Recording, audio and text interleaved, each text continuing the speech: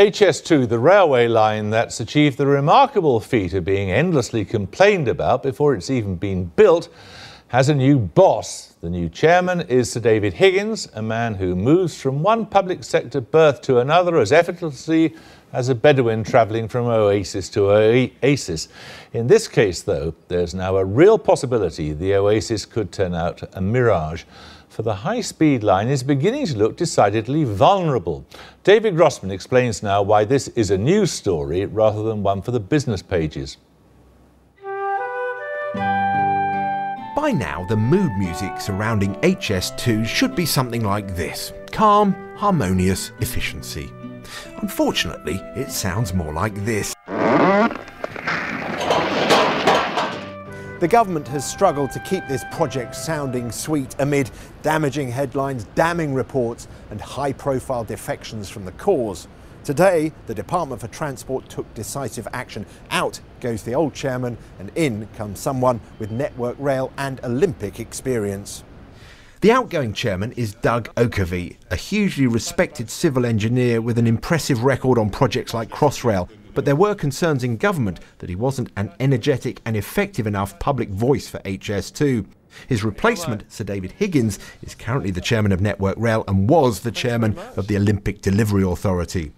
Personally, I think the case for HS2 is pretty weak, and he's got a real uphill task. I mean, his background is with the Olympic Delivery Authority, with Network Rail, both difficult jobs. So if anybody can do it, he can do it. But it's really a last throw of the dice. If he can't turn round public views about HS2, I somewhat suspect that the next government will quietly drop it in some way or another.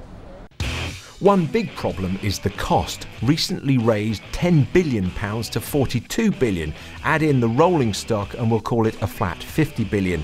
Sir David's first job is to avoid any more cost hikes.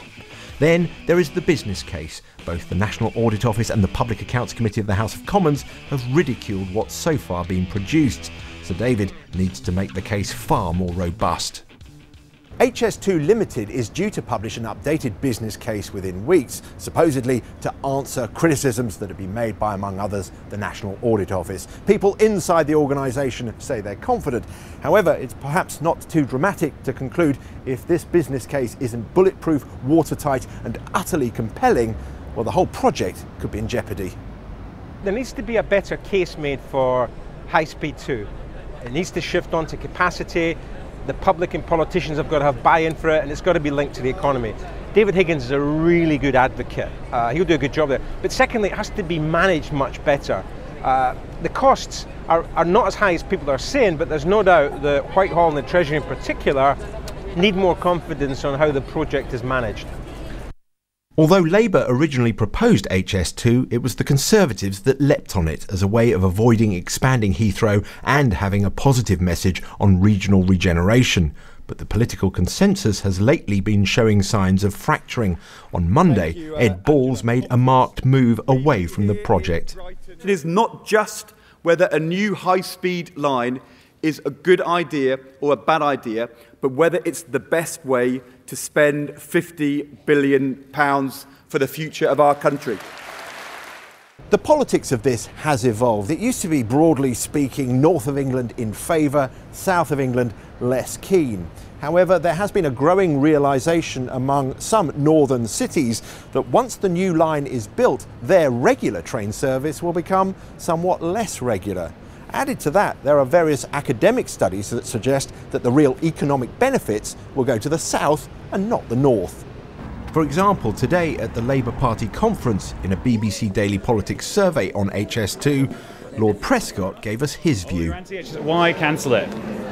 Because it isn't going to do anything for the north. The government says it's still completely committed to the project, but today conceded that the HS2 bill might not have cleared Parliament before the next election, which could make it a huge political issue come polling day. If Labour were to scrap it, they would have an extra £16 billion they could reassign to other infrastructure projects in their manifesto, and that may ultimately prove an irresistible temptation.